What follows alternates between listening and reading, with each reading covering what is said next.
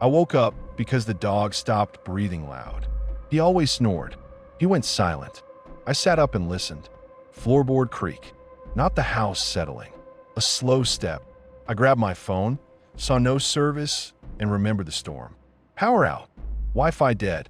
Just dark. I slid my feet to the floor and touched the dog with my toes. He wasn't asleep. He sat upright, eyes pinned on the door. No growl. No tail. Just that frozen focus that tells you he's scared too. Another step. Closer. A soft scrape, like a jacket brushing the wall. Whoever it was moved like they had time. I eased the bedroom door, open a crack. The Christmas lights on the tree still blinked on battery mode. That soft glow made the living room visible in pieces. A man crouched under the tree. He didn't rush. He lifted a present, shook it, set it down. He picked up another one and peeled the tape back with his thumbnail like he owned the place. My mouth went dry. I tried to remember if I'd locked the back door. I always lock it, but the back door sticks in heavy wind. I'd shoved it earlier and told myself it caught. I'd been telling myself after Christmas for months, which is just another way of saying never. The storm had been banging that door for hours, making the latch rattle like someone testing it. I remember thinking I should put a longer screw in the strike plate, I should fix it, I should stop ignoring small problems. Then my kid asked for hot chocolate, and I got annoyed, and I forgot about everything but getting through the night. I glanced down the hall. My kid's door was shut. Good. If he stayed asleep, I could keep this from turning into one of those memories that ruins a childhood. I also had this ugly flash of the guy who'd stood out front a couple weeks ago, hands in pockets, admiring the lights. I'd wave like a friendly idiot, because that's what you do. You assume people are normal until they prove they're not. I reached the fireplace and wrapped my hand around the poker. The metal shot cold into my palm. I held it low and stepped into the hall, barefoot, slow, trying to keep my weight off the loud boards. My heart hammered like it wanted out. My foot hit a Lego and I bit my tongue hard enough to taste blood. Pain spiked. I froze. The dog didn't move. He didn't bark. He watched the hall like he was guarding the kid. Not me. The man under the tree stopped. He turned his head toward the hallway like he'd heard it anyway. The lights flashed across his face. Normal guy. Hat. Stubble. The kind you'd never notice. He stood up and I saw his hands full.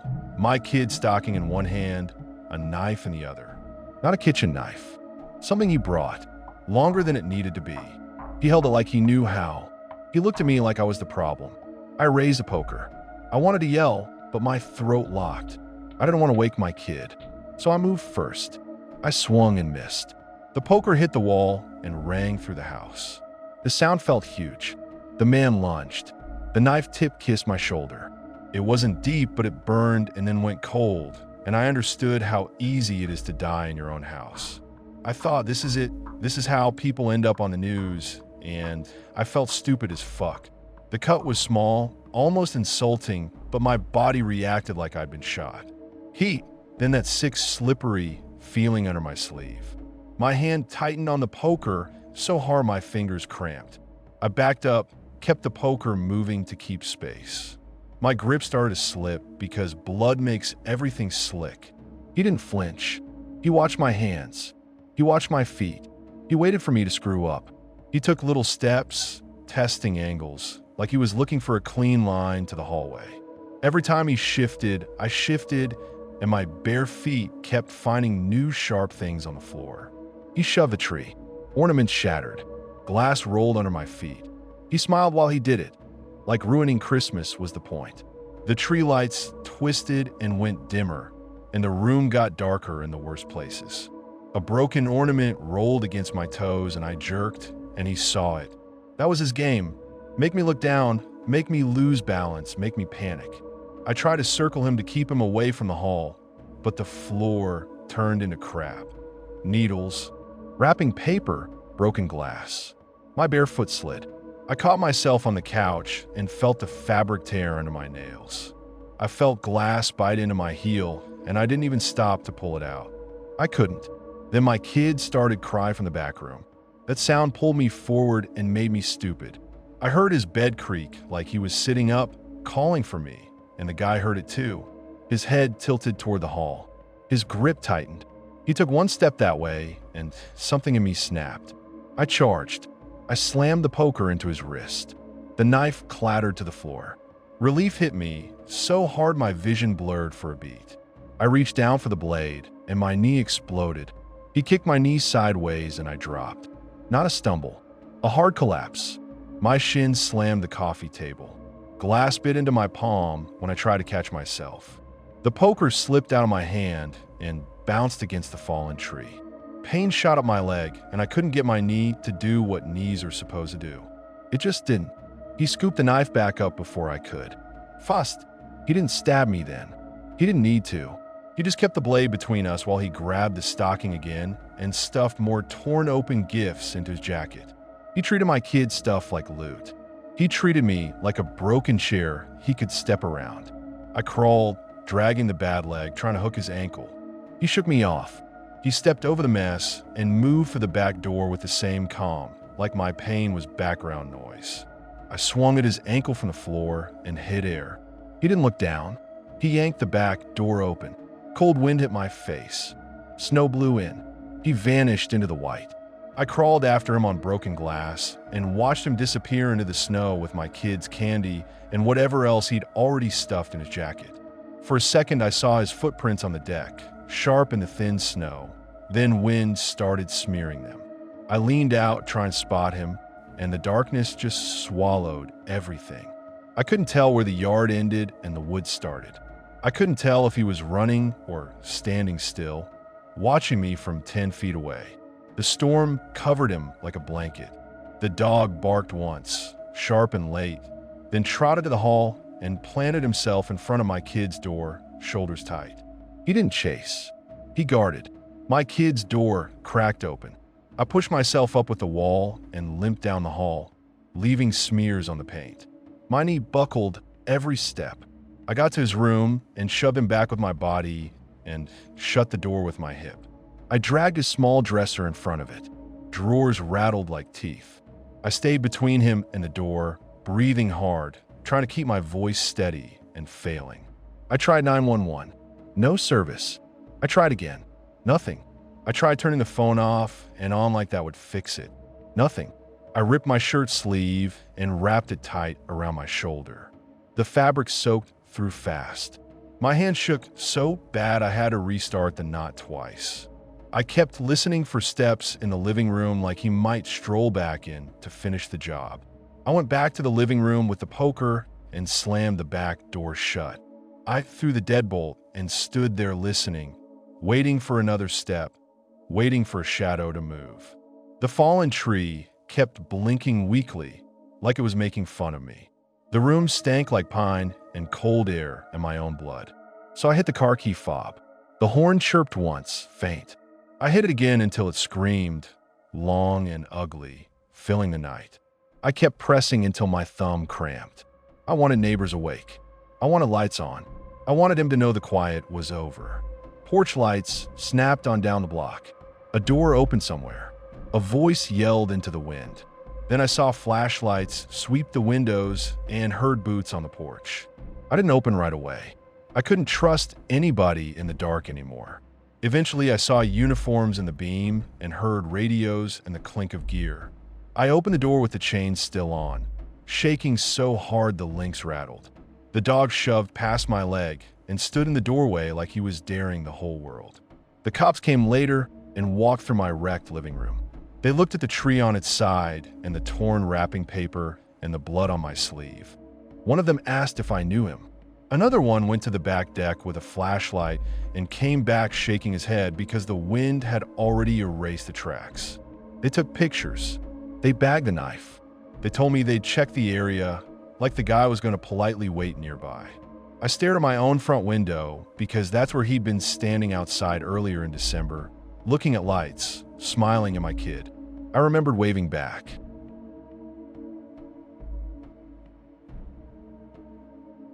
The knock hit hard enough to rattle the chain.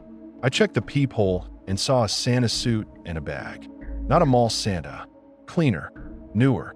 The beard sat wrong. Too neat. The suit looked pressed and tight, like a uniform, not some sloppy party costume. The gloves looked new.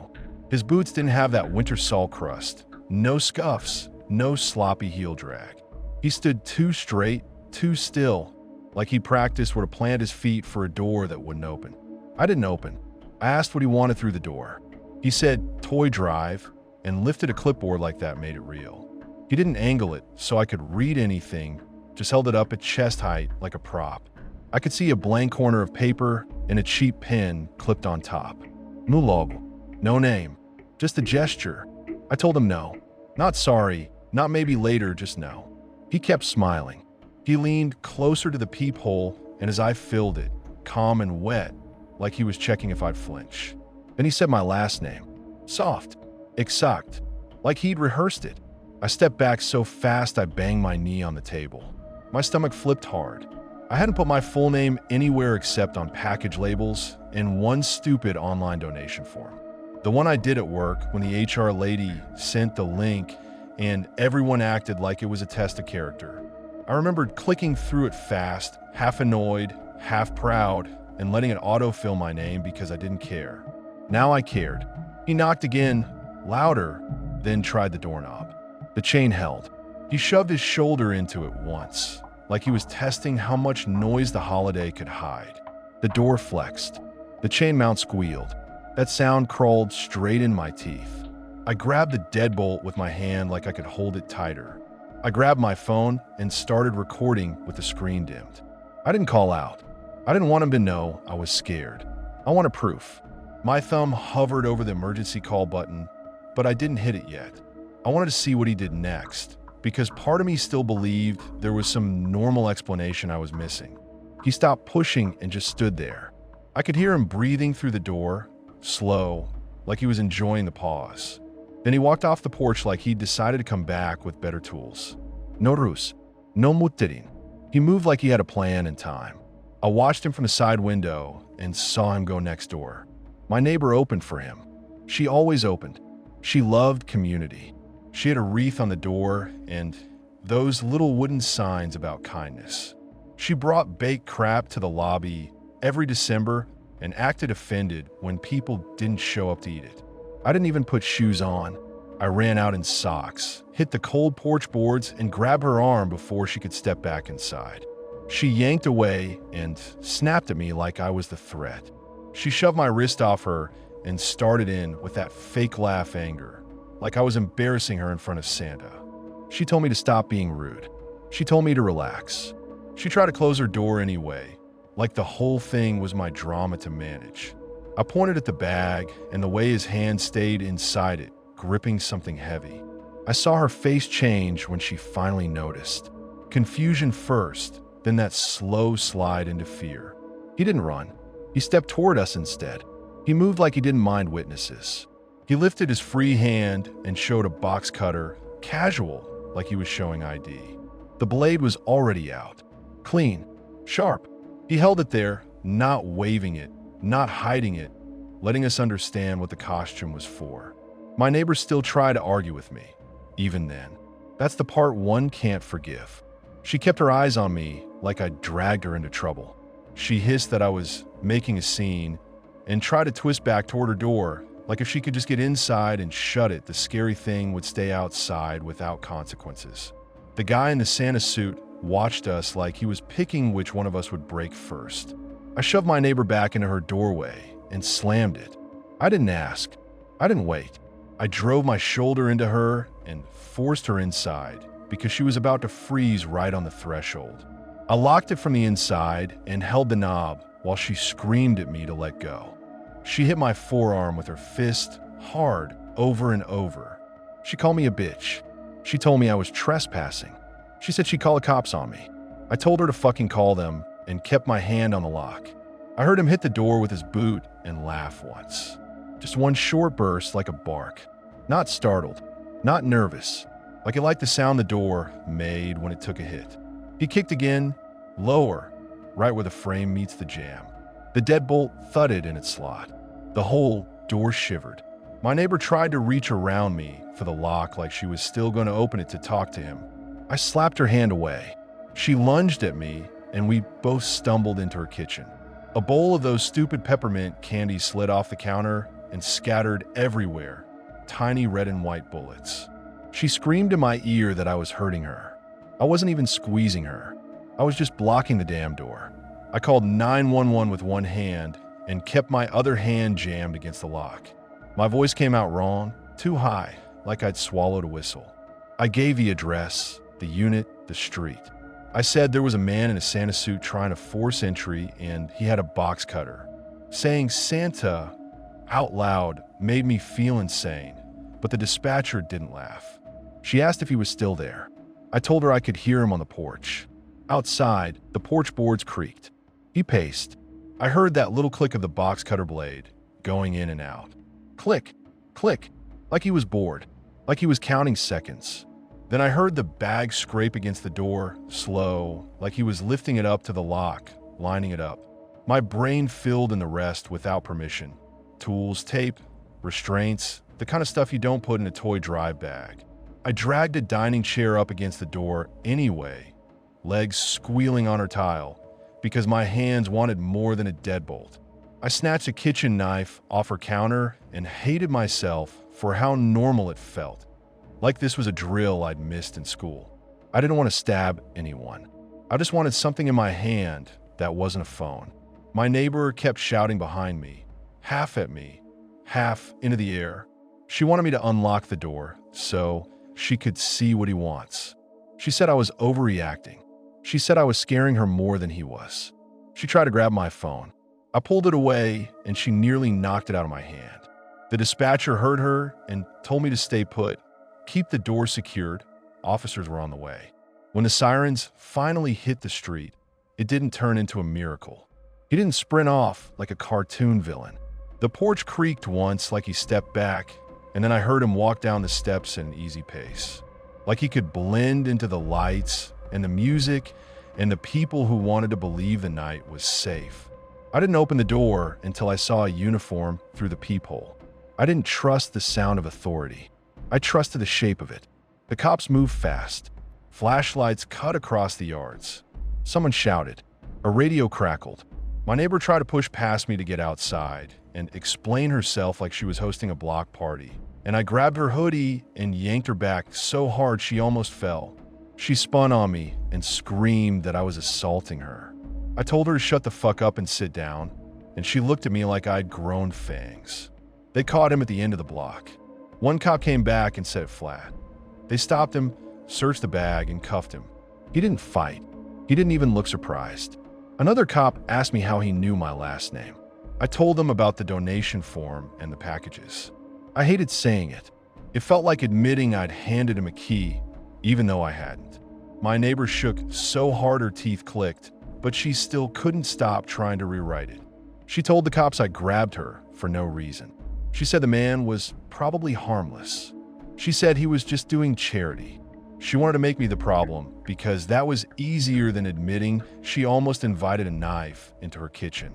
One cop looked at the scuffed door and then at her like he was weighing whether it was worth arguing with an idiot. He didn't. He just wrote.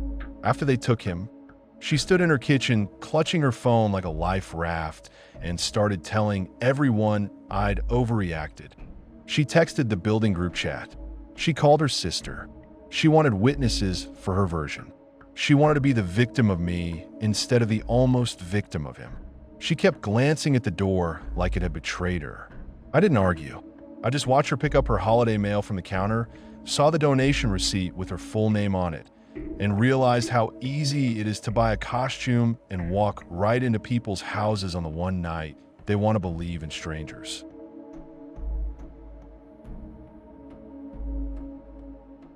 The living room smelled like plastic before the alarm even went off. I stood up from the couch and saw the extension cord under the tree twitching like it was alive. The power strip bust. Someone had stacked wrap boxes on top of it to hide the mess. I pointed at it earlier, said we should move it, and Dad told me to quit being dramatic and let Christmas be Christmas. He'd been drinking since dinner, loud and touchy, plugging in more shit, tree lights, the little village, the reindeer, phone chargers, like outlets were unlimited and consequences were for other people. I was so tired of fighting, I helped slide a couple gifts over the power strip, just to shut him up. That's the part one replay when I can't sleep. The tree lights went out, then flashed back on. Not a cute blink, a stutter.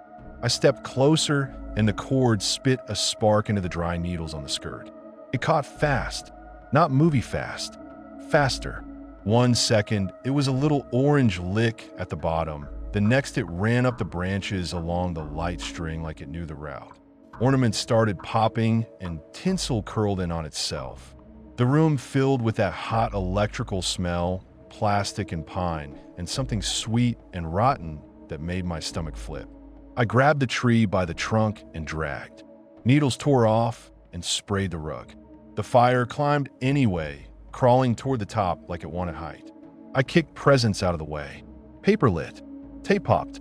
A box sagged, and the toy inside started melting and dripping onto the carpet, making little black craters. I tried to shove the whole burning thing toward the front door, but the tree skirt snagged on the coffee table and a flaming branch scraped the curtains. The curtains caught like they'd been waiting. They folded up the wall, and the heat hit my face so hard my eyes slammed shut. I stomped at the base, and my sock slid in melted wax and ribbon, and I almost went down into it. I yelled, and Dad ran in from the kitchen with his red cup still in his hand like he was late to a fight. He stared for a beat, then did the most useless thing possible, started grabbing gifts. He scooped them up like if he saved enough boxes the house would chill out. I shoved it back hard. He stumbled and looked at me like I'd disrespected him. He swung at me, drunk and pissed, acting like I'd insulted him instead of trying to keep us alive. His fist clipped my shoulder. I hit him back, and he slammed into the wall, cursing me, saying I always had to ruin shit, saying I'd probably started it because I couldn't leave anything alone. Behind him, the fire kept eating, crackling like a mouth full of bones. I yanked open the cabinet under the sink and grabbed the tiny extinguisher we'd bought and forgotten. I pulled the pin and blasted white powder at the base. It made a cloud and did nothing. The fire pushed through it and kept climbing. The smoke alarm finally started screaming. Smoke packed the ceiling and dropped fast. My eyes watered so hard everything blurred, and my throat started scratching like I'd swallowed sand. Dad kept coughing and still tried to reach past me for boxes, and I kept shoving him away. And for a second, we were just two idiots wrestling while the house decided whether it wanted to kill us. Then I remember my little brother. He always crashed with those big headphones on, volume up, the kind that could drown out a smoke alarm. I dropped low and crawled to the hallway and yelled his name until my voice cracked. No answer. I crawled into his room, and for half a second, it looked normal in there. Dark, quiet, blankets on the floor, like the rest of the house wasn't turning into a furnace. He was asleep on his side with his headphones on, mouth open. Smoke was already creeping under the door in thin gray fingers. I yanked the headphones off, and he jolted awake, confused for exactly 1 second, until he took one breath and started coughing. His eyes went huge. He tried to suck air, and it came out as a gag. I grabbed his arm and hauled him off the bed. He tried to pull back because he didn't understand, and kids think you're overreacting until the world bites them. I shook him and dragged him anyway. His feet slid on the carpet. When we hit the hallway, the smoke was lower, thick like a lid dropping. Something inside popped loud, and the lights flickered and died. So the only light came from the fire itself, orange and violet. My brother started crying and coughing at the same time, and I kept one hand on the wall so I didn't lose direction. I reached for the front door handle, and it burned my palm instantly. Not warm, burned. I jerked back and looked at my hand like it belonged to someone else. My brother was right behind me, shaking, and I could feel him trying to push past me because panic makes you stupid. I wrapped my shirt around my hand and grabbed the handle again.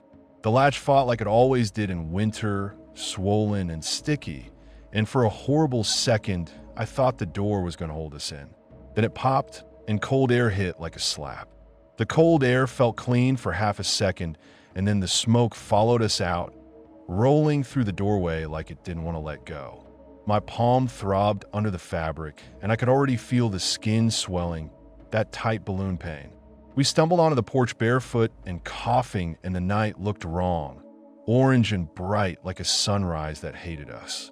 I turned and saw the living room windows already glowing with flame. The tree was gone as a shape. It was just light and heat.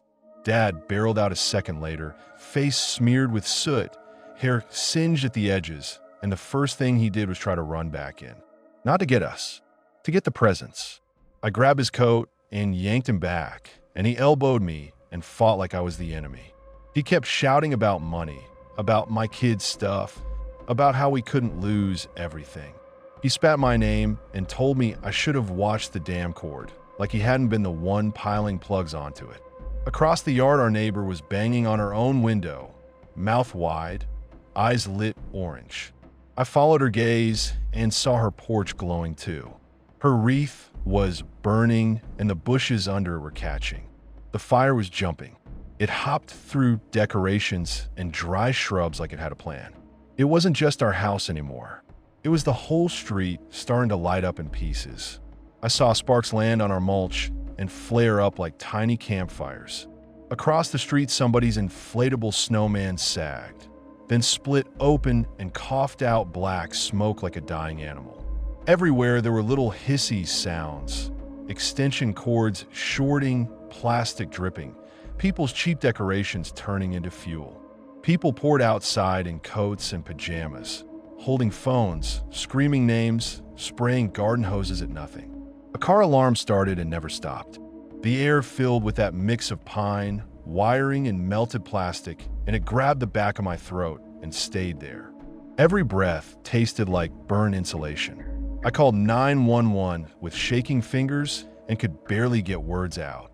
They asked if everyone was out, and I looked at Dad straining toward the door, and I said yes anyway, because I couldn't handle being responsible for one more thing. I pulled my brother down off the porch steps and onto the wet lawn to get him away from the glass. He kept gripping my shirt like he thought I'd vanish, and every time he coughed, he looked at me like I was supposed to fix it. He wrapped his arms around his own ribs and shook, coughing hard enough I thought he'd throw up. Dad kept trying to surge forward. I shoved him back again, and he slipped in the slush and landed on his ass, and then he started crying real tears, and then he got mad again because he couldn't stand feeling weak. Sirens took forever because everyone's house was doing the same stupid thing that night. Lights, cords, heaters, cozy. By the time the first truck rolled in, you could see fire at more than one roofline. Firefighters started yelling, dragging hoses, telling people to back up, and Dad pushed toward them like he was going to argue the flames into giving him his stuff back. He grabbed at a firefighter's sleeve and started screaming about our presence. The guy shoved his hand away and barked at him to get back. Dad cursed him out and tried to shove past. I hooked my arm around my brother and kept him behind me, using my body like a shield, because my brother didn't need to see a grown man beg for plastic toys while his house died. Then the roof did that slow, awful give like it was bowing, and it folded in with a sound like a giant snapping its spine. Sparks shot up into the cold and drifted over the yard. Dad made this guttural noise and lunged again, and a firefighter blocked him, and he almost swung on the guy. I watched my dad scream at firefighters about our presence while the roof folded in. I kept my brother behind me and didn't look away, because if I looked away, I'd start pretending it wasn't our fault.